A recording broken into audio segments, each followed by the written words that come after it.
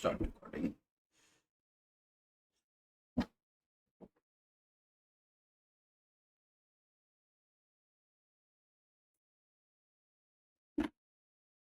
Hello जी, नमस्ते। जय श्री कृष्ण। कैसे हो भाई? क्या करेंगे सर आज? आज करेंगे हम कुछ तूफानी। यस। आज हम कुछ ऐसा पढ़ेंगे कि कुछ नहीं पढ़ेंगे, फिर भी हम 1 घंटा पढ़ेंगे। अच्छा, कुछ नहीं पढ़ेंगे फिर भी 1 घंटा। ओके, चलो। फालतू बातें नहीं कर, फालतू बातें नहीं करने का। हम आते हैं अपने मुद्दे पे। देखो जी, अ, हम लोग पढ़ रहे हैं स्टैंडर्ड्स ऑन ऑडिटिंग। और स्टैंडर्ड्स ऑन ऑडिटिंग में मैं आपको एक बहुत अच्छी चीज़ बताता हूँ। आपके 2 चैप्टर्स हैं, चैप्टर 4 एंड चैप्टर 7। ये दोनों चैप्टर मिलाकर, या दोनों चैप्टर में क्या है, SA 500 की पूरी सीरीज है, plus SA 260, 265 and I guess 450 भी इसी में है। यानी कि ये थोड़ी देर के लिए अलग कर दो 200 की सीरीज। तो SA 500 की सीरीज जैसे ही हम खत्म करेंगे, आपके दोनों चैप्टर ऑलमोस्ट खत्म हो जाए। इंस्टीट्यूट ने जो आपको स्टडी मटेरियल दिया है, वो स्टडी मटेरियल का जो उन्होंने कंटेंट्स दिए हैं, वो कंटेंट्स में चैप्टर 4, अभी अगर अपन चैप्टर वाइज बात करें तो हम कौन सा चैप्टर पढ़ रहे हैं? हम चैप्टर पढ़ रहे हैं नंबर 4। लेकिन हम चैप्टर को नहीं, हम क्या कर रहे हैं, हम ऐसे स्टैंडर्ड्स को कोशिश कर रहे हैं कि यार उसको प्रॉपरली लिंक करें। तो जैसे ही हमारा स्टैंडर्ड SA 500 का पूरा सीरीज 500, 501, 505, 10, 20, 30, 40, 50, 60, 70, 80, 40 को उड़ा दो, 40 ये फाइनल में है। तो बाकी सारे अपन करेंगे, मान लेना आपके 2 चैप्टर खत्म हो गए यार, बड़े चैप्टर्स खत्म हो। फिर 200, 265, ये दो हैं, कम्युनिकेशन विद दोस्त, चार्ज विद गवर्नेंस, बहुत आसान से हैं। और 450 इसके ऊपर है, ये भी बहुत छोटी सी बात है। तो ये मान के चलो कि जिस दिन अपन SA 500 सीरीज खत्म करेंगे, प्लस 2 दिन और पढ़ेंगे, हमारे दोनों चैप्टर खत्म हो जाएंगे। तो ये मान के चलेंगे 90% वेटेज इन चैप्टर्स में सीरीज 500 का है। और मैंने आपको बोला था कि 500 की सीरीज अच्छे से लगा लिया तो 25 मार्क्स का ही गए। बहुत ही ज्यादा, बहुत ज्यादा इंपॉर्टेंट ये सीरीज है। ठीक है। अच्छा, हम लोग का हमने स्टार्ट ऐसे में मेरे ख्याल से 500, इस चैप्टर की अगर बात करें तो इस चैप्टर के 500 सीरीज में हमने 530 कर लिया है, हमने 510 कर लिया है, हमने 505 कर लिया है, एक्सटर्नल कंफर्मेशन पिछले सेशन में किया है, हमने 510 कर लिया, और क्या किया हमने 550 कर लिया, 550 हो गया हमारा, that is related party transaction. आज हम एक और ऐसे पे शुरू करने वाले हैं। ठीक है। अब हम वो ऐसे क्या होगा, बड़े ध्यान से सुनना। पहले इसकी कहानी बना लेते हैं। कहानी समझ में आ गई तो ऐसे आज ही खत्म, पहले 15 मिनट में। वैसे कितना समय लगेगा? वैसे इसको लगेंगे कम से कम 4 घंटे लगेंगे बॉस, कम से कम 4 घंटे, मतलब 4 सेशंस, क्योंकि हमारे एक सेशन 1 घंटे का होता है। तो ये मान के चलो 3 से 4 सेशन। क्यों बड़ा है? यस बड़ा है। क्या ये टेक्निकल है? मेजॉरिटी बच्चा इसको एग्जाम पॉइंट ऑफ व्यू से इंपॉर्टेंट भी मानता है और छोड़ के भी जाता है, पता नहीं क्यों। उसको ऐसा लगता है भाई मेरे को इसका समझ नहीं आ रहा है चाहता क्या है। और आप लिटरली पहले 15 मिनट ध्यान से सुन लोगे, 20 मिनट ध्यान से सुन लोगे ना, इसकी चाहत अगर आप जान गए इस ऐसे की, यार कुछ है ही नहीं, आप बोलोगे क्या है इसमें यार, एक्चुअली कुछ नहीं है। लेकिन मैं एक ट्रेंड बता रहा हूँ जो बच्चे लोग का होता है, वे जैसे ही इस SA का क्वेश्चन देखते हैं ना, वो छोड़ के और दूसरा कुछ और आउट करता है। अपन कोशिश करेंगे, अपन कोशिश करेंगे कि छोड़ने जैसी कोई चीज हम तैयार ही ना करें। और जिसको छोड़ना है उसको छोड़ दो यार, फिर उसको तैयारी क्यों करना? बराबर है ना? अपन 70+ के लिए सोच रहे हैं, अपन 30 out of 30, 28 out of 30 in objectives को लेकर सोच रहे हैं। तो जाहिर सी बात है छोड़ने वाला ऑप्शन हमारे पास है ही नहीं। करेक्ट है। चल, हमारा अगला आज का जो सेशन है वो है आपका SA 520, that is analytical procedures.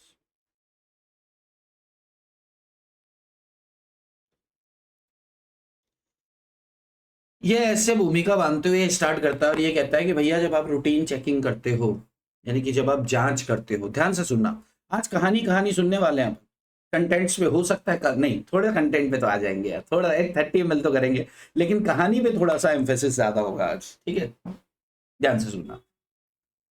क्या होता है जी, जब अपन रूटीन चेकिंग करते हैं, और रूटीन चेकिंग करने में अपन क्या करते हैं, जैसे अपन को परचेज चेक करनी है, तो अपन ने परचेज से संबंधित सारे कागज उठा लिए, सैंपलिंग कर ली और उसकी जांच करना चालू कर दिया।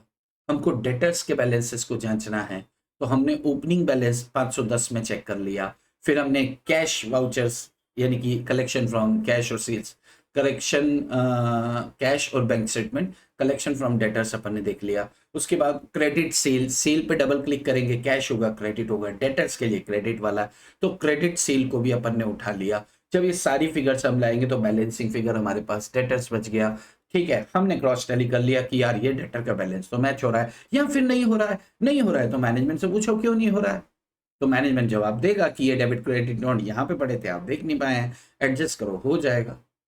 बैलेंस मैच तो हो गया, पर हमें ट्रस्ट नहीं हो रहा है, थर्ड पार्टी से कंफर्मेशन 505 के अंदर ले लेंगे, यानी कि अपने बात हर काम करने के लिए एक ऐसे एक स्टैंडर्ड तय किया है। भाई आप इनको ऐसे मत समझो कि यार इतने सारे ऐसे, आप खुशी मनाओ इस बात का कि इन्होंने एक पूरा एक साथ एक बात को नहीं किया, हर टुकड़े के लिए एक अलग पैराग्राफ बना दिया और उसको एक अलग स्टैंडर्ड नाम दे दिया। तो ऐसे ही स्टैंडर्ड 505, अब प्रैक्टिकली सोचो, एक्सटर्नल कंफर्मेशन लेने को लेकर जो भी चर्चाएं हो सकती हैं वो सारी बातें उन्होंने 505 में डाल दी। ओपनिंग बैलेंसेस को लेकर जितनी चर्चाएं हो सकती हैं वो सारी उठाकर उन्होंने 510 में डाल दी। रिलेटेड पार्टी से संबंधित क्या कर सकते हैं, तो जांच लो कौन है रिलेटेड पार्टी, तो सारी चर्चा उन्होंने 510 550 में डाल दी। तो इस तरीके से उन्होंने बाइफरकेट किया। दैट इज अ खुशी का पॉइंट हम लोग के लिए। अब एनालिटिकल प्रोसीजर कह रहा है कि भाई साहब जब आप रूटीन चेकिंग करते हो, मिस स्टेटमेंट वगैरह इसकी जांच करते हो, तो ये जांच से कुछ केसेस में इंफॉर्मेशन आपको मिलती है, जो आप जांच देखोगे, इंफॉर्मेशन देखोगे, आपको तो सब करेक्ट लगेगा, लेकिन जब तक आप उन पर्टिकुलर इंफॉर्मेशन, चाहे वो फाइनेंशियल इंफॉर्मेशन है या नॉन फाइनेंशियल इंफॉर्मेशन है, आइदर वो क्या है, फाइनेंशियल इंफॉर्मेशन है या नॉन फाइनेंशियल इंफॉर्मेशन है, जब तक आप इनका, ये ऐसे कहता है, जब तक आप इनका एनालिसिस नहीं करोगे,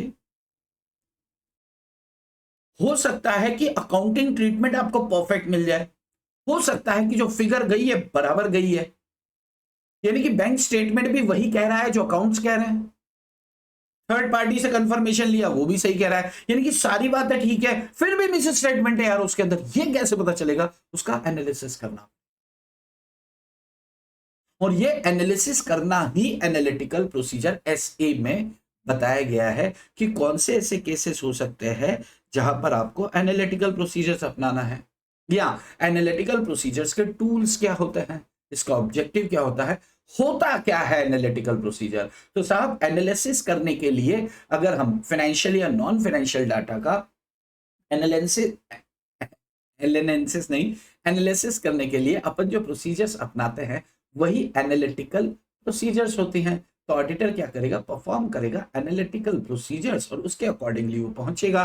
अगर उसके दिमाग में कुछ, जहन में कुछ बात चल रही है तो मैं आपको एक एग्जांपल देता हूं, उससे और चीज क्लियर होगी। जैसे एक एग्जांपल लो, जैसे मान लो कि आप एक कंपनी हो,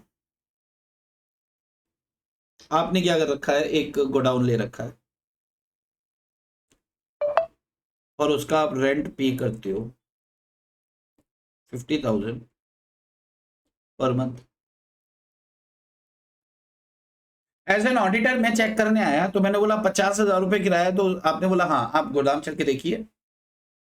गोदाम अच्छा बड़ा सा था, एक पर्टिकुलर गांव में खेती से संबंधित। भाई अब कंपनी क्या करती थी, कंपनी करती थी मान लो कि कुछ भी गुड़ चीनी कोई ऐसी चीज, या एग्रीकल्चर का प्रोड्यूस कुछ बनाती थी, एग्जाम्पल ले रहे, कुछ भी आप ले सकते हो एग्जाम्पल।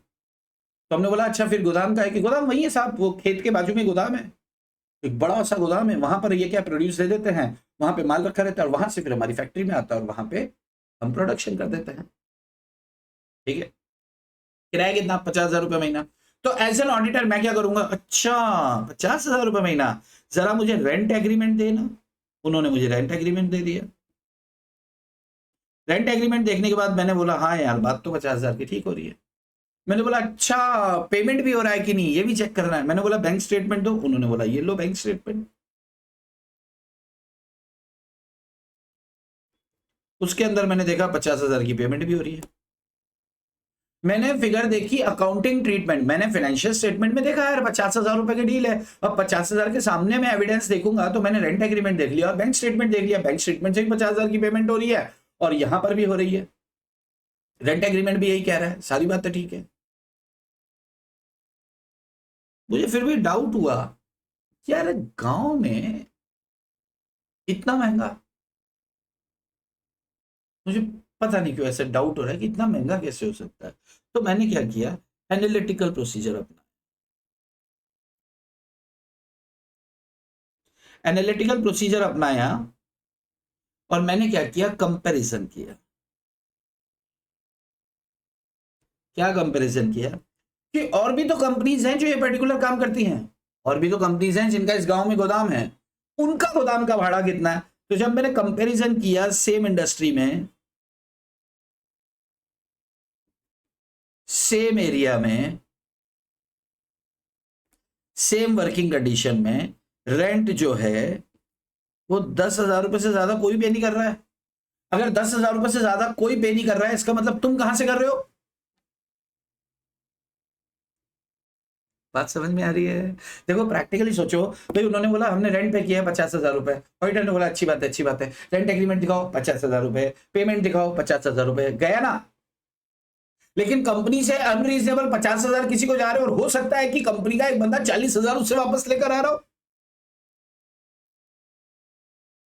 ऐसा होता है ना भाई। मैंने क्या किया, मान लो मैं चुटता हूं, मैं सीएफओ सीईओ हूं, मैंने क्या किया गांव में अपने चाचा है, मतलब कहने में चाचा है असली में नहीं, तो अपना कोई चाचा है, चाचा को बोला चाचा यार तुम्हारा गोदाम भाड़े पे दे दो। उसने बोला ठीक है। मैंने कितना किराया, तो बोलता है कि 10,000 रुपये महीना। मैंने बोला ठीक है मैं आपको चेक दूंगा 50 का, 40 आप मेरे को दे देना, तो मैं आपका भाड़े पे लेने को तैयार हूँ। चाचा ने बोला ठीक है यार अपना तो किराए पे जा रहा है। तो चाचा को 10 की जगह 12,000 भी पकड़ा दिए तो 38-40,000 रुपए तो मैं अपनी साइड से निकाल के ले आऊंगा ना। ये नहीं कि कुछ ऐसी चीजें हो जाती हैं जो रूटीन चेकिंग में भी पकड़ में नहीं आती हैं, लेकिन पेमेंट होता है अनरीजनेबल, रीजनेबल नहीं है। तो रूटीन चेक में अगर कोई चीज पकड़ में नहीं आई है और हमें पता लगाना है कि यार उसके बावजूद भी उसके अंदर अनडिटेक्टेड मिसिस स्टेटमेंट रहने की संभावना है, तो हम क्या करेंगे, एनालिटिकल यानी कि कंपैरेटिव स्टडी कर लेंगे रे कि सेम सेम पर्टिकुलर चीज के लिए और कौन कितना पेमेंट कर रहा है। भाई मंथली पेमेंट भी मिल रहा है, सब कुछ हो रहा है, लेकिन ये अनडिटेक्टेड मिस स्टेटमेंट का अपने पास समस्या आ रहा है। तो हम क्या देखेंगे कि भैया सेम सेम जगह पर सेम लोकेलिटी में अगर भाड़े पर लेते हैं तो 10,000 रुपए में हो जाता है, तो ये 50 किस बात के लिए दे रहे हैं। या तो ये हमें जवाब दे दे कि ऐसी क्या सुख सुविधाएं हैं उस गोदाम के अंदर, जैसे सबका है वैसे तुम्हारा भी है। अगर हमें और समझ में आता है कि कोई एडिशनल सुख सुविधा नहीं है तो ऑडिटर उठाकर इसको डिस अलाउ कर देगा इनकम टैक्स पर्पज के लिए। तो भाई टैक्स की बचत भी हो रही है इनको 50,000 का, मतलब 10-12,000 रुपए टैक्स का रिबेट, भाई 30% टैक्स रेट हुआ और 40,000 रुपए एक्स्ट्रा। मैं आपको देखो दिखाता हूं, मान लो 10,000 के हिसाब से एक साल का बनता था कितना, 1,20,000 रुपए, लेकिन इन्होंने रेंट कितना दिखाया, 50,000 के हिसाब से एक साल का 6 लाख रुपए। यहां पर ये P&L में 1,20,000 को डेबिट करते तो 1,20,000 से इनकम कम हो जाती, 1,20,000 से इनकम कम हो जाती तो 30% 1,20,000 पर टैक्स की बचत होती। इसको टैक्स शील्ड बोलते हैं, टैक्स बेनिफिट भी बोलते हैं। जबकि यहां पर 6 लाख रुपए को डेबिट करेंगे तो 6 लाख रुपए से इनकम कम होगी। अगर 6 इसको डेबिट नहीं करते तो 6 लाख पर टैक्स लगता, अब 6 लाख पर 30% से टैक्स नहीं लगेगा, यानी कि 1,80,000 रुपए टैक्स की बचत हो रही है। तो टैक्स की बचत अगर देखें तो दोनों में हम कंपेयर करें तो सरकार को कितना लॉस हो रहा है, 1,44,000 का, ठीक है क्या, 1840, मतलब लगभग 1.5 लाख को तो सरकार को भी लॉस हो रहा है, और 6 लाख कंपनी की जेब से जा रहे हैं, तो कंपनी के मेंबर्स को लॉस हो रहा है, मजे वो ले जा रहा है, जो बीच में वो अंकल से जाके 40,000 रुपए पकड़ ले रहा है। सीन समझ में आ रहा है? तो इस तरह के फ्रॉड या इस तरह के अनडिटेक्टेड मिस स्टेटमेंट को पकड़ने के लिए ऑडिटर क्या करता है, एनालिसिस करने की कोशिश करता है कि यार चलो एनालिसिस करते हैं कि और यहां पर रीजनेबल क्या है।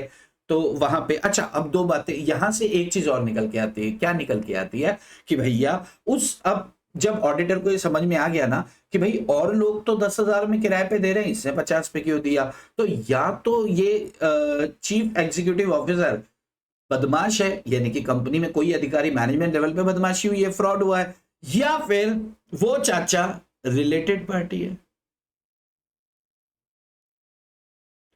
भाई बहुत सारी ऐसी होती हैं रिलेटेड पार्टीज जो अनडिस्क्लोज्ड होती हैं, बताया नहीं जाता, और उनके साथ ट्रांजैक्शन कर करके उनको डायरेक्टली और इनडायरेक्टली फायदा पहुंचाया जाता है। तो अनडिस्क्लोज रिलेटेड पार्टी है, तो वो डिस्क्लोजर हो जाएगा कि भाई ये इसका, इससे तुम्हारा ऐसा क्या रिश्ता है कि 50,000 40,000 रुपए एक्स्ट्रा दे रहे हो, तो फिर वो बताएगा ये मेरे चाचा है, मेरी चाची के पति है, तो बोलेगा अच्छा तेरा रिश्तेदार है। तो SA 505 के अंदर और अकाउंटिंग स्टैंडर्ड 18 के अंदर भी रिपोर्टिंग होगी, अगर कारो एप्लीकेबल है तो कारों के अंदर भी रिपोर्टिंग होगी, और ये सारी रिपोर्टिंग को निकाल के बाहर कौन लाया है, एनालिटिकल प्रोसीजर्स। बात पकड़ में आ रही है? तो एनालिटिकल प्रोसीजर अपने आप में अगर देखो तो ऐसे नहीं कि चेकिंग वो वाउचर चेक कर रहे हैं, नहीं नहीं नहीं नहीं, ये प्रॉपर एनालिसिस कर रहा है, कंपैरिजन दिख रहा है, रेशियो एनालिसिस कर रहा है, ट्रेंड एनालिसिस कर रहा है। तो ये काम करना एनालिटिकल प्रोसीजर्स के अंदर आता है, इसके ऊपर पूरा SA बना हुआ है कि कब क्या कैसे क्या। मैं बस जस्ट इतनी सी बात पूछ लूं, आपको कहानी समझ में आ रही है, what we are discussing and what further we have to do, ठीक है?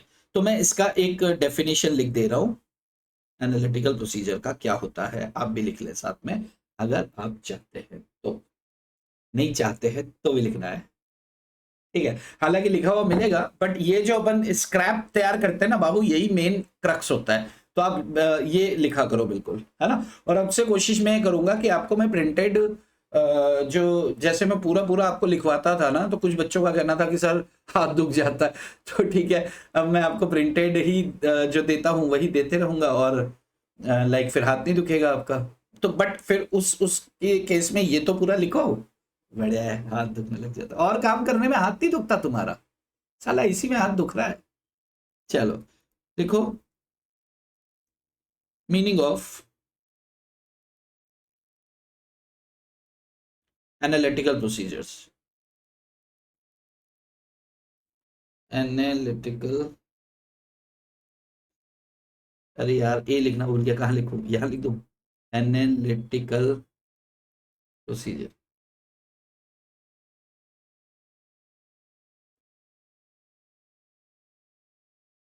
चलो ध्यान से लिखना, डेफिनेशन को मैं 3 टुकड़ों में तोड़ के लिख रहा हूं।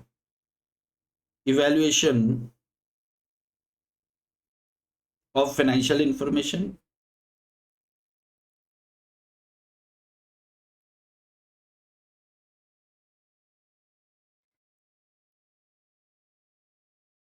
Through analysis of plausible relationships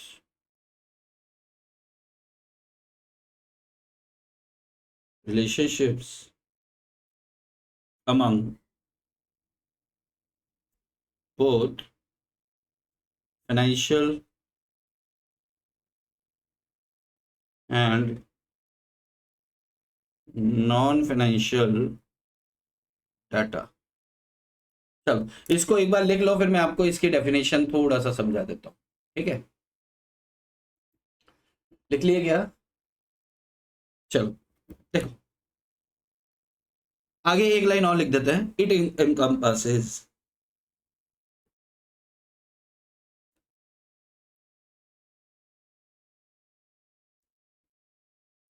such investigation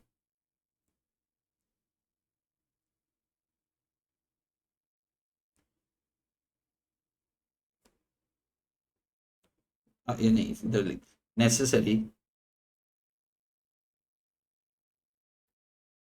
necessary of identify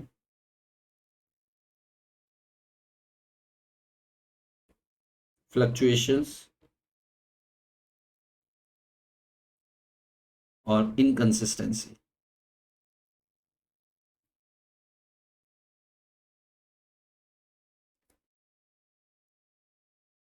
differ from expected value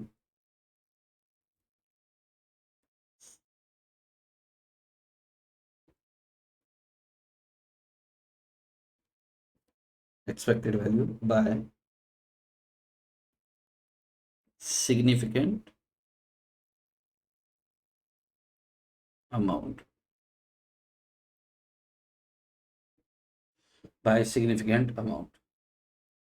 चलो ये आपको एनालिटिकल प्रोसीजर का डेफिनेशन, ये पहली 3 लाइनें आपको एकदम कंठस्थ हो जाना चाहिए, एकदम अच्छे से याद हो जाना चाहिए। देखो ये क्या कह रहा है, इवैल्यूएशन ऑफ फाइनेंशियल इंफॉर्मेशन, यानी कि वो रेंट है जो 50,000। इवैल्यूएशन ऑफ, चलो अपन वो रेंट को थोड़ी देर छोड़ो, डेफिनेशन पे आते हैं। Evaluation of financial information, financial information का मतलब ट्रेडिंग पीएनएल बैलेंस शीट में जो भी इंफॉर्मेशन आपको दे रखी है दैट इज फाइनेंशियल इंफॉर्मेशन। उसे इवैल्यूएट करना through analysis of plausible relationships. Plausible मतलब होता है रीजनेबल, नहीं लिख लो, प्लॉजिबल मतलब क्या, रीजनेबल।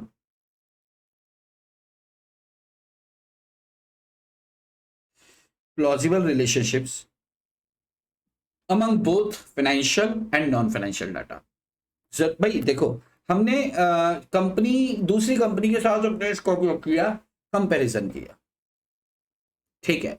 बहुत सारी ऐसी चीजें होती हैं जो नॉन फाइनेंशियल होती हैं, लेकिन जैसे अगर अपन एफिशिएंसी की बात करें तो एफिशिएंसी या इफेक्टिवनेस की बात करें that is non financial things, and the figures are given, figures given in the balance sheet or P&L are financial data। तो फाइनेंशियल डाटा और नॉन फाइनेंशियल डाटा के बीच का रीजनेबल रिलेशनशिप के थ्रू एनालिसिस करना ही analytical procedure कहलाता है। किसी भी फाइनेंशियल इंफॉर्मेशन को इवैल्यूएट करना कैसे, through analysis of reasonable relationship among both financial and non financial data. एक बार फिर से सुनो, what are analytical procedures, evaluation of financial information, financial information को इवैल्यूएट करना through analysis of reasonable relationship among both financial and non financial data. Financial and non financial, अच्छा मान लो कि हमें कुछ गड़बड़ नजर आ गई तो क्या करेंगे, तो इन्वेस्टिगेशन करेंगे यार। अगर हमें कुछ भी फ्लक्चुएशन नजर आता है तो हम क्या करेंगे, इन्वेस्टिगेशन, यानी कि उसके ऊपर थोड़ी सी गहन जांच करेंगे। अब उसके अंदर भाई देखो, इन्वेस्टिगेशन किसका नेसेसरी हो जाता है, ऑन आइडेंटिफाइड फ्लक्चुएशंस और inconsistency with expected results. Expected result क्या था हमारे उदाहरण के हिसाब से कि भाई जब सबका 10,000 है तो तुम्हारा भी 10 होना चाहिए, लेकिन इनकंसिस्टेंसी पाई गई कि नहीं सबका 10 है तुम्हारा 50 है। मान लो एक जीपी की बात करते हैं, ग्रॉस प्रॉफिट रेशियो की बात करते हैं, ध्यान से सुनो, एग्जांपल नंबर 2 लेते हैं। एग्जांपल, चलो एग्जांपल ना साइड में लेते हैं ताकि फिर क्या कुछ लिखेंगे तो इसी के नीचे लिखेंगे। एग्जांपल नंबर 2,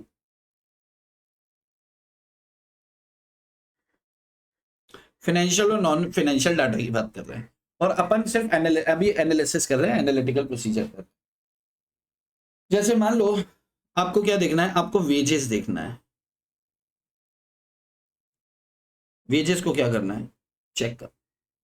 ऑर्गेनाइजेशन में वेजेस कितनी दे रखी है, मान लो 2,70,88,694 रुपए, ये आपको वेजेस से रखी है। अब आप वेजेस को कैसे चेक करोगे, वेजेस को देखेंगे भैया, आप एक एवरेज कितना पे कर देते हो, multiply by number of workers, ऐसे ही जांचते हो। आप एवरेज पे जितना, मान लो किसी एक बंदे को आप क्या करते हो 10,000 रुपये पे करते हो और नंबर ऑफ वर्कर्स कितने हैं उसके अकॉर्डिंगली आप क्या करते हो, वेजेस का कंपटीशन चेक करते हो। ठीक है, अब मुझे एक बात बताओ कि ये एवरेज पे यानी कि 10,000 रुपए पर मंथ अगर दे रहे हैं तो that is a financial data, लेकिन number of workman is what, क्या फाइनेंस में आता है कि नंबर ऑफ वर्कमैन इधर उधर, नहीं, ये क्या है आपका नॉन फाइनेंशियल डाटा है।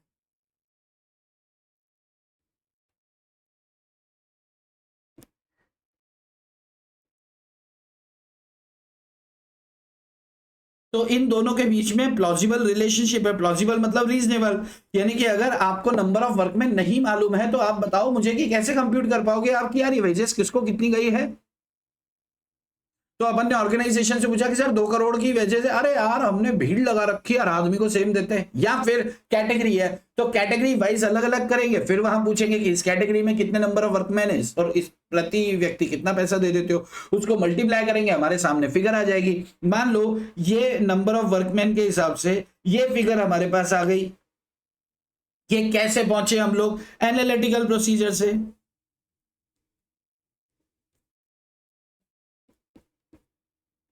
क्या हमारा काम खत्म हो गया, आपकी इच्छा, प्रोफेशनल जजमेंट है जी, नहीं मेरे को और जांच करनी है यार, ये तो मुझे बहुत ज्यादा वेजेस लग रही है, अच्छा तो एक काम करो सिमिलर इंडस्ट्री में देख लो, जो सिमिलर बिजनेस कर रही है वो लोग कितना पे करते हैं। तो हमने देखा सिमिलर इंडस्ट्री के अंदर भैया 7,000 रुपए से ज्यादा कोई नहीं देता है, आप 10,000 दे रहे हो,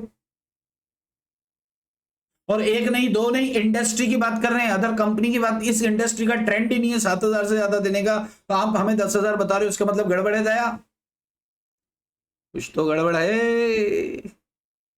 कुछ केसेस में हम क्या चेक करते हैं, अच्छा नंबर ऑफ वर्कमैन आप कितना बता रहे हो कि सर हमारे 25,000 वर्कमैन है या 250 वर्कमैन है, कैसे यकीन करें, सर ये इनका पेरोल स्टेटमेंट है। यानी कि ऑडिटर क्या करेगा, एक एनालिटिकल प्रोसीजर अपना के चाहे देखो क्या होता है कुछ केसेस में ऑडिटर जो होता है वो वन शॉट ओके करता है और आगे बढ़ता है, और कुछ केसेस में वो क्या करता है कि यार जैसे अब प्रैक्टिकली मैं आपको बात बताता हूँ, जैसे बैलेंस शीट की कोई फिगर को अगर आप जांचना चाहते हो उस फिगर को, तो वो फिगर का रिलेशनशिप किसी P&L की या दूसरी फिगर से भी अपन क्रॉस चेक करके कनेक्शन करके और फिर उसके बाद हम क्या करते हैं उसका एनालिसिस करके फिर आगे बढ़ते हैं। वो फिगर सही है नहीं है, उस इंडस्ट्री वो इंडस्ट्री क्या कहती है, उसका प्रायर पीरियड क्या कहता है। एक एग्जांपल और ध्यान से सुन, मैं आपको अपना एक एग्जांपल देता हूं। मैं एक ऑर्गेनाइजेशन की ऑडिट पे था, कंपनी नाम नहीं बता पाऊंगा बट एक एग्जांपल दे रहा हूं उसी का। तो वहां पे क्या था भैया, उनका पिछले साल का फाइनेंशियल स्टेटमेंट थे, उसके अंदर उन्होंने सेल्स दिखा रखी थी 7 करोड़, और एक्सपेंसेस थे उनके, सैलरी था और तमाम तरह टेलीफोन एक्सपेंसेस, पोस्टेज एक्सपेंसेस, तमाम तरह के सन्ड्री एक्सपेंसेस उधर थे, इलेक्ट्रिसिटी वगैरह वो सब। हम लोग को ऑडिट करने को मिला उनका करंट ईयर, इस साल मतलब जिस साल मैंने किया था उनका, तो उनकी सेल्स हो गई थी 10 करोड़ रुपए। यानी कि सेल्स जो है, मैंने क्या एनालिसिस, अच्छा सेल्स 10 करोड़ है तो मैं क्या करूंगा, एनालिसिस करूंगा सबसे पहले प्रीवियस ईयर डाटा के साथ, यानी कि प्रायर पीरियड कंपैरिजन। मैं काम करने बैठूंगा तो मुझे अपनी प्लान करने के लिए किस आइटम के ऊपर कितना ज्यादा एम्फेसिस करना है, तो फिर मैं क्या करने वाला हूं कि ये एनालिटिकल प्रोसीजर अपनाकर एक बार चेक कर लूंगा। मैंने बोला एक काम करो यार फाइनेंशियल स्टेटमेंट लाओ तुम्हारे पिछले साल के, वो लेकर आए। फिर मैंने बोला अच्छा सेल्स तुम्हारी 7 से 10 करोड़ होगी, धंधा बढ़ गया यार, बड़ी अच्छी बात है। फिर मैंने सैलरी देखी, सैलरी मान लो उनकी थी 25 लाख रुपए, इस बार हो गई 22 लाख रुपए। तो मेरा माथा ठनक गया कि यार अगर सेल 50% से बढ़ रही है तो सेल बढ़ाने वाले कौन है, एम्प्लॉइज है। कौन सी इंडस्ट्री थी सर, वो सर्विस इंडस्ट्री थी, सर्विस थी, कुछ सर्विसेज प्रोवाइड करते थे वो, इंडिया में भी अब्रॉड में भी, जो कॉल सेंटर्स होते हैं वैसा।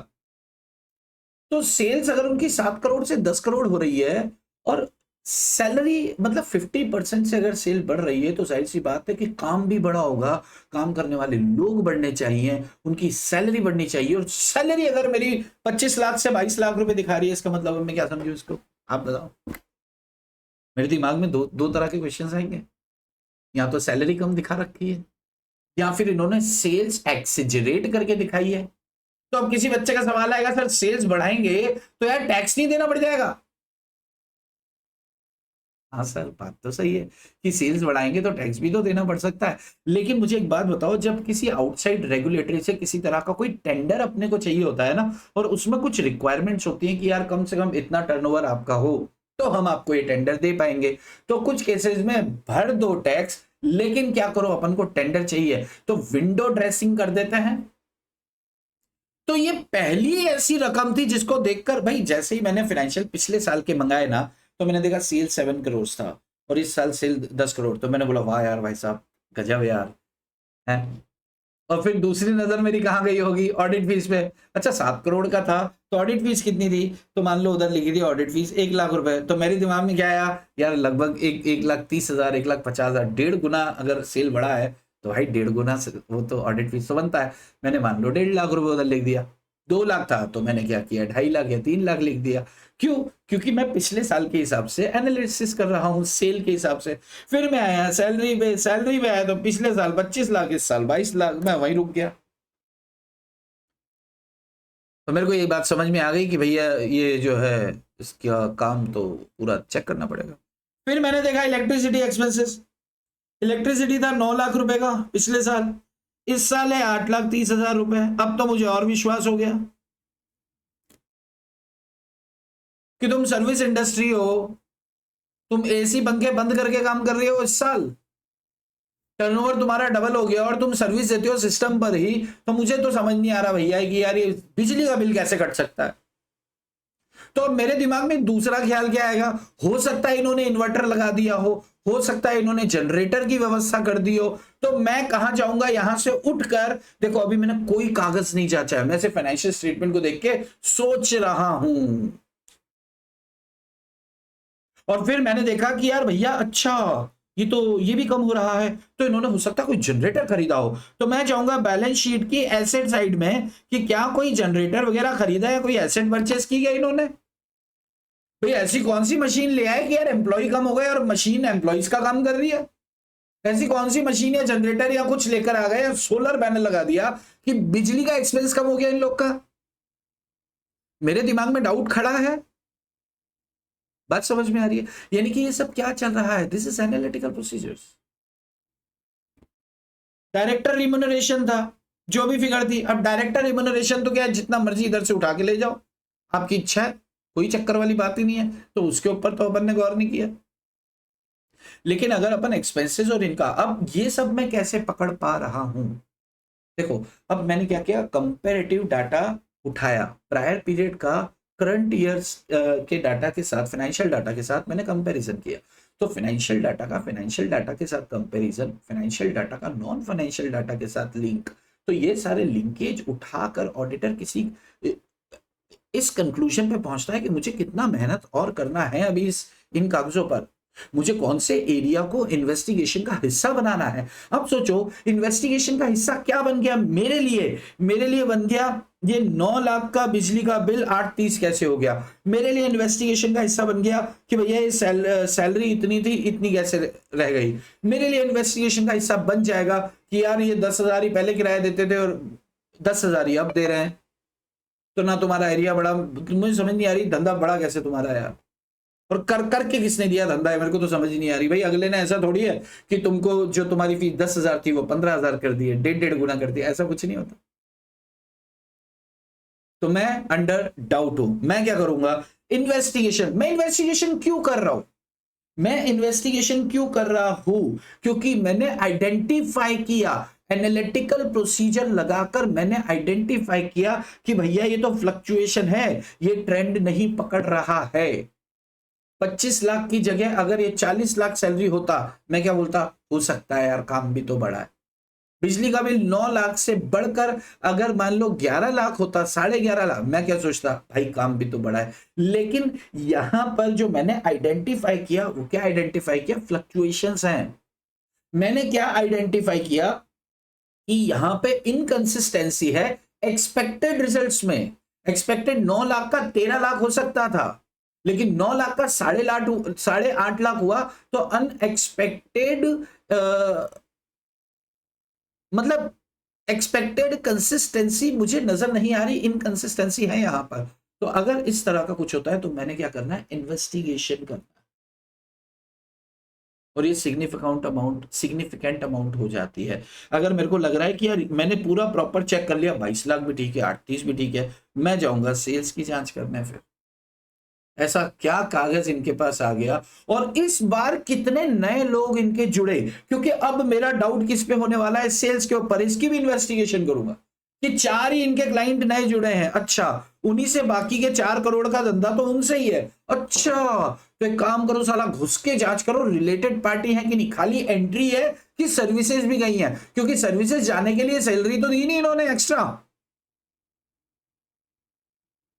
आपको मेरी बात समझ में आ रही है भाई? ये फेक एंट्रीज तो नहीं है, फेक ट्रांजैक्शन तो नहीं है। तो यहां पर again related party transaction accounting standard 18 SA 550 का रो, यानी कि पूरी दुनिया खुलवा के बैठा देगा कौन, आपका एनालिटिकल प्रोसीजर्स।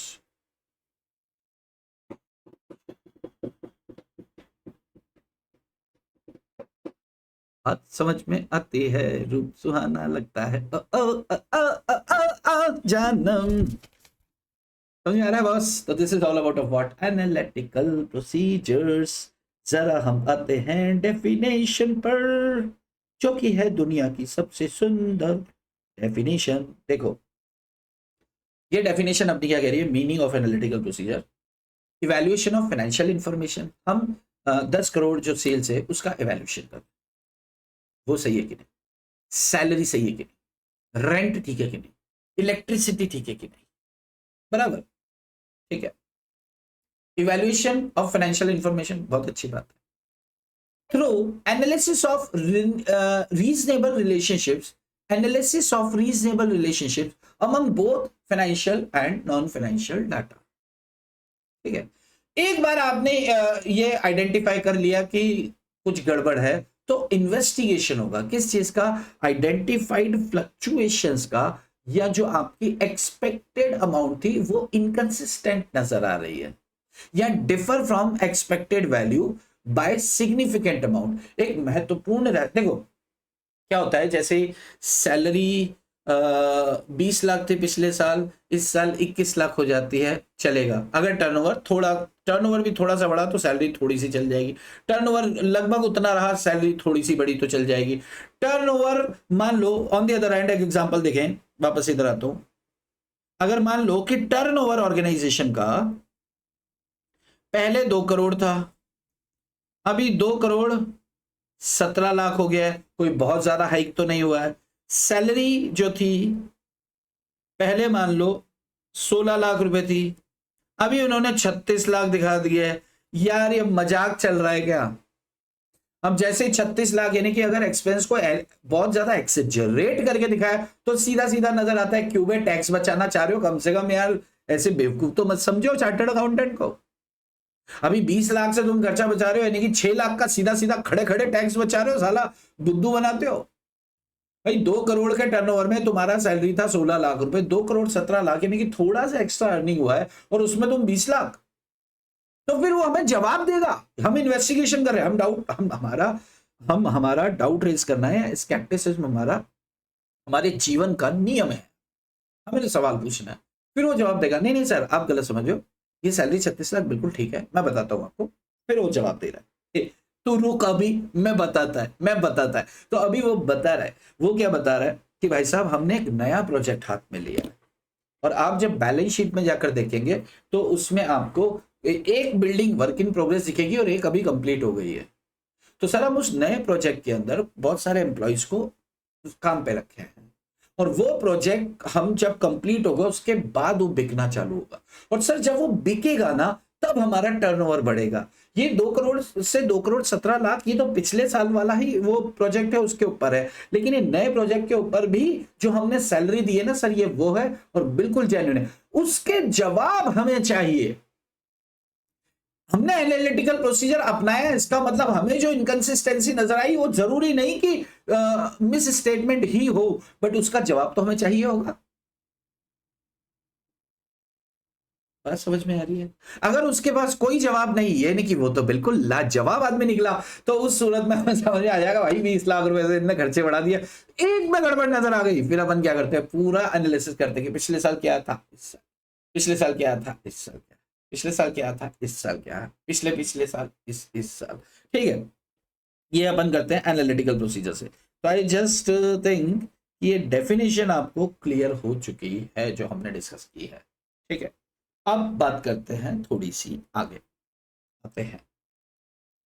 एक एग्जांपल और दिया था आपके स्टडी मटेरियल में, क्या था, हाँ इन्होंने देखो एक एग्जांपल दिया, स्टडी मटेरियल का एग्जांपल ले रहे हैं। इन्होंने एग्जांपल दिया जी कि आपका एक क्लाइंट है, उसकी प्रीवियस ईयर या अभी क्या चला है 23, 24, 24, 25, उसका 22, 23 फाइनेंशियल ईयर और 24, 25 फाइनेंशियल ईयर में क्या था, और उस इंडस्ट्री में 22, 23, 24, 25 का डाटा क्या कहता है, ध्यान से सुनना है। इसमें क्या दे रखा है कि भैया इन्वेंट्री टर्नओवर रेशियो,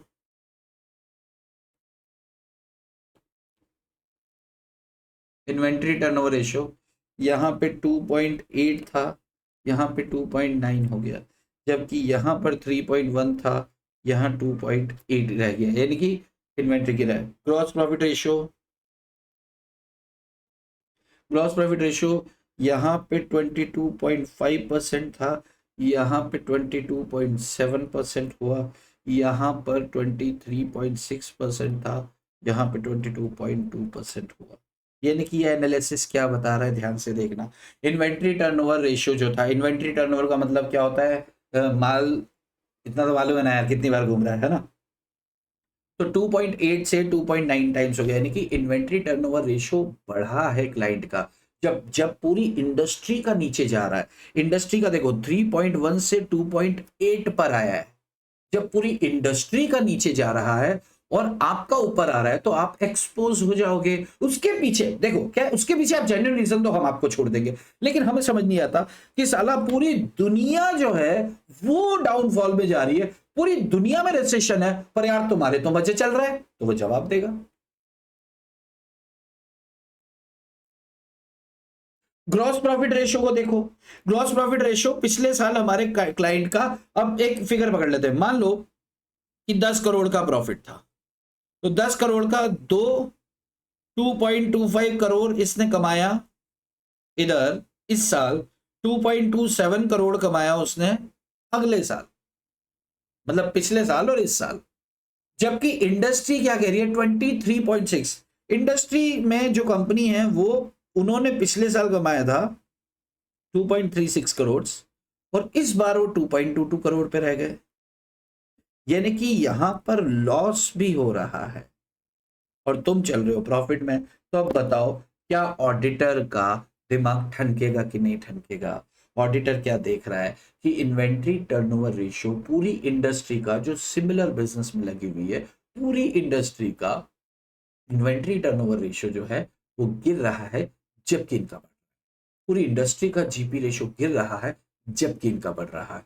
तो ऐसा ये क्या किए हैं, तो ऑडिटर को इच्छा होगी जानने की, उसके अकॉर्डिंगली क्या करेगा, एविडेंसेस कलेक्ट करेगा और उसके ऊपर सेटिस्फेक्शन, नो सेटिस्फेक्शन या फर्दर प्रोसीजर जो ऑडिटर को लगाने लगाएगा।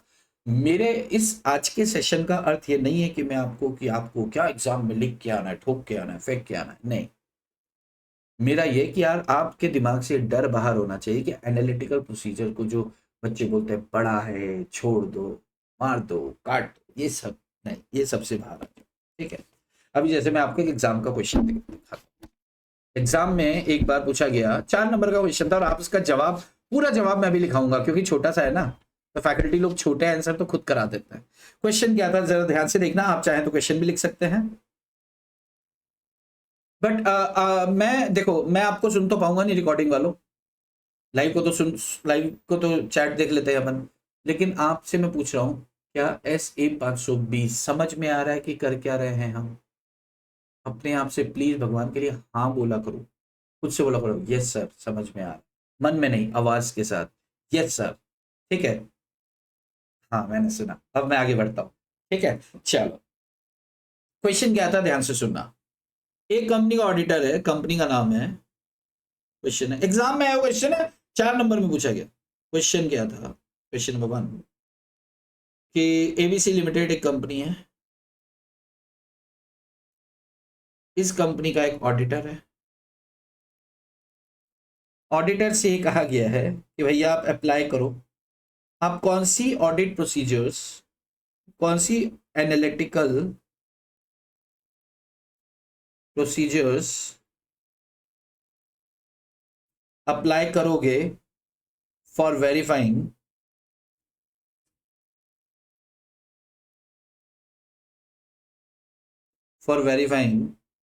रेवेन्यू। क्वेश्चन लिख लो साथ साथ, फिर नीचे आपको दिल खुश करने वाली एक बात एग्जामिनर ने और लिख दी, वो दिल खुश करने वाली क्या बात थी, डिस्कस एनी 2 प्रोसीजर्स।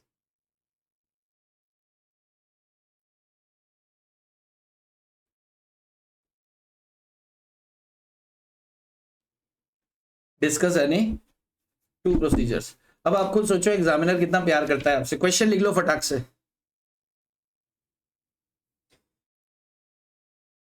सोचो कि इसका सजेस्टेड आंसर इंस्टीट्यूट ने पता है सिर्फ 3 लाइन में दिया था, किसी ने वो 3 लाइनें 4 लाइनें भी लिख दी ना यार, उसको full on full marks.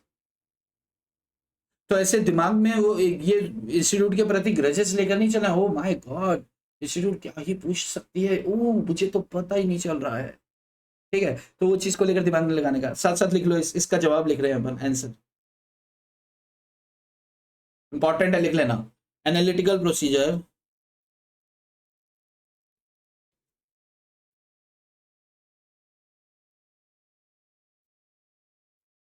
in relation to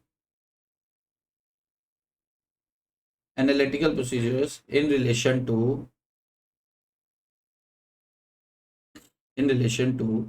revenue can include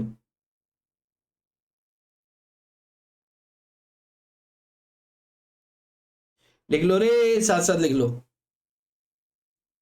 can include comparing revenue of current year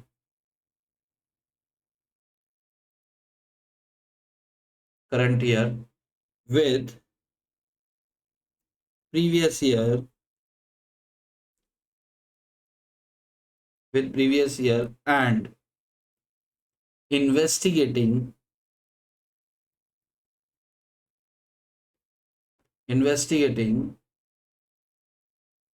significant fluctuations।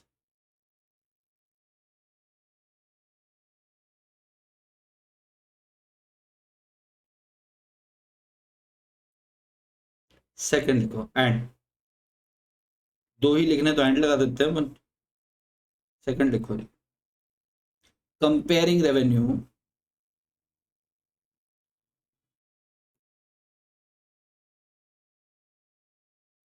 of current year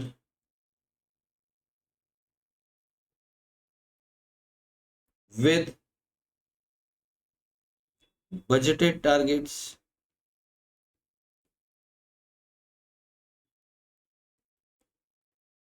and investigating significant fluctuations।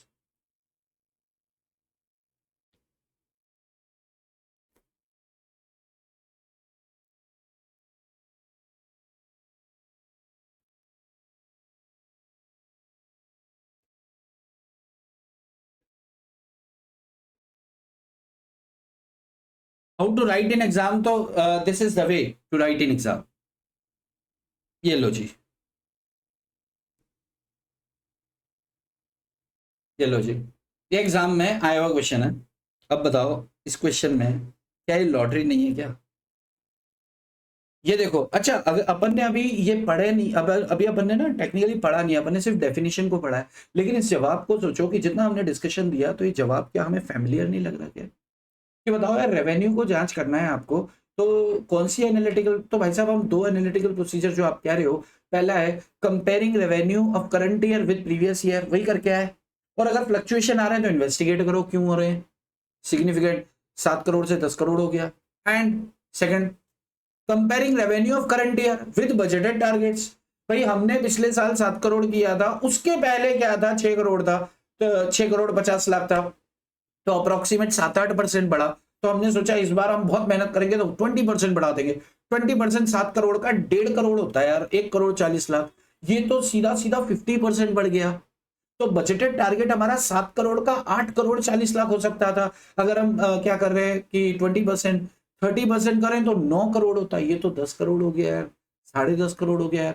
ये तो सीधा 50%, यानी कि बजटेड टारगेट से ज्यादा हो गया यार रेवेन्यू। ओहो, चलो इन्वेस्टिगेट करेंगे सिग्निफिकेंट फ्लक्चुएशंस का।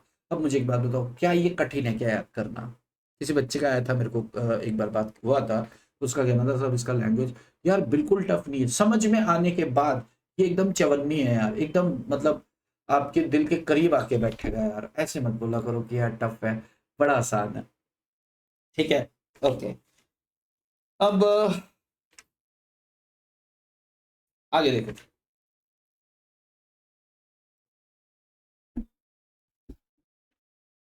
एक छोटी सी चीज, इंपॉर्टेंट चीज, ऑब्जेक्टिव्स लिख लेते हैं। इसके ऑब्जेक्टिव लिखना बहुत जरूरी है।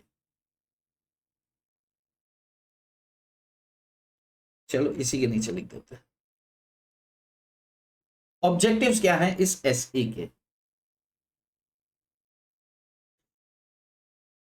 Objectives of SE 520। ठीक है, हाँ शॉर्ट में लिखवाऊंगा, शॉर्ट में लिखवाऊंगा। देखो, नंबर 1 दो ऑब्जेक्टिव है। पहला ऑब्जेक्टिव क्या है जी इसका? Obtain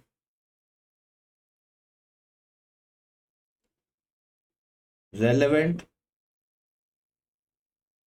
and reliable audit evidence.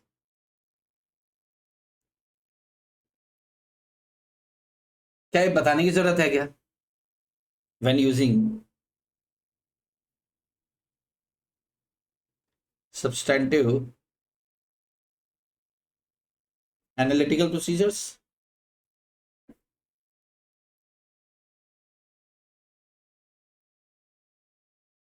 अरे भाई हम एनालिसिस कर रहे हैं, क्यों कर रहे हैं? ताकि कागज इकट्ठे कर पाए, तो और वो कागज बेसिस बनेंगी हमारे कंक्लूजन का, हमारे ओपिनियन का। तो इसका स्कोप क्या है, इसका ऑब्जेक्टिव क्या है भैया? ऑब्टेन करना relevant and reliable audit evidence when using substantive substantive है यार, audit procedures, analytical procedures and, दो ही ऑब्जेक्टिव बता रखे हैं जी इनमें। एंड दूसरा, लिख लो लिख लो रे, लिख लो रे, लिख लो रे, लिखो रे, लिखो रे। टू डिजाइन एंड परफॉर्म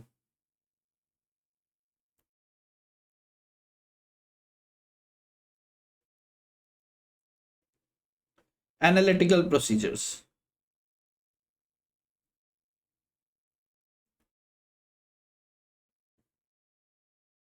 क्यों डिजाइन कर रहे हैं? कि ऑडिटर को असिस्ट करेगा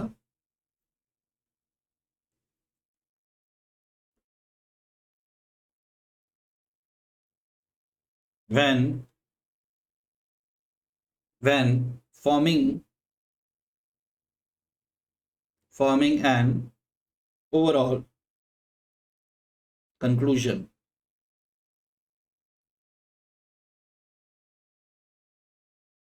क्या conclusion? Whether the financial statement are consistent। साथ साथ लिखो रे, with the auditors understanding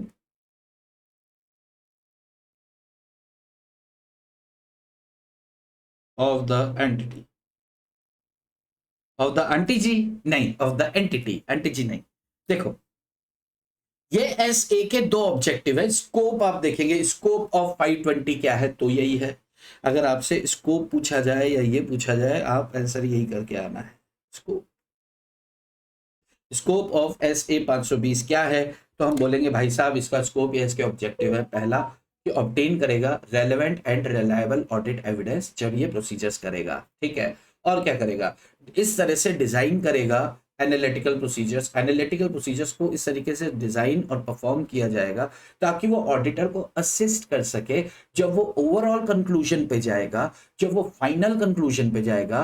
क्या कंक्लूजन देना है, कि वही कंक्लूजन क्या होता है कि यार फाइनेंशियल स्टेटमेंट जो है वो कंसिस्टेंट है मेरी अंडरस्टैंडिंग के अकॉर्डिंगली, यानी कि मैं जो सोच रहा हूं वैसे है, मैंने क्या किया इसको ओके, यानी कि क्लीन चिट दे देना है। मैं इसको पढ़ के एक बार बता रहा हूं। Obtain relevant and reliable audit evidence when using substantive analytical procedures and to design, objective क्या है, to design and perform audit procedure so that it assists auditor when forming an overall conclusion whether the financial statements, अगर आप ये लिखना चाहें represent true and fair, बिल्कुल आप लिख सकते हैं, लेकिन यहां पर एस ए में जो लैंग्वेज लिखी है उन्होंने क्या लिखा है कि whether the financial statements are consistent with auditors understanding of entity. Auditor ने एंटिटी को जितना समझा उस हिसाब से क्या ये सब बराबर है क्या, तो ये एनालिटिकल प्रोसीजर से ऑडिटर को एक ओवरऑल व्यू मिल जाता है। क्या है एनालिटिकल प्रोसीजर, कुछ भी नहीं है भाई साहब, किसी भी फाइनेंशियल इंफॉर्मेशन की आप जांच कर रहे हो, आपने फाइनेंशियल और नॉन फाइनेंशियल डाटा के थ्रू, उनके रिलेशनशिप के थ्रू, रीजनेबल प्लॉजिबल रिलेशनशिप के थ्रू आप इस तरह की जांच लगा सकते हो। चलो अभी एक एग्जांपल और मैं ले रहा हूं एक ब्रेक के बाद में। एक ब्रेक छोटा सा मेरे को थोड़ा सा लेना है, मुझे कॉल करना है, ठीक है। और एक 5 मिनट का ब्रेक है जी, और रिकॉर्डिंग वालों आपके लिए किसी तरह का कोई ब्रेक नहीं है, ठीक है। चलो।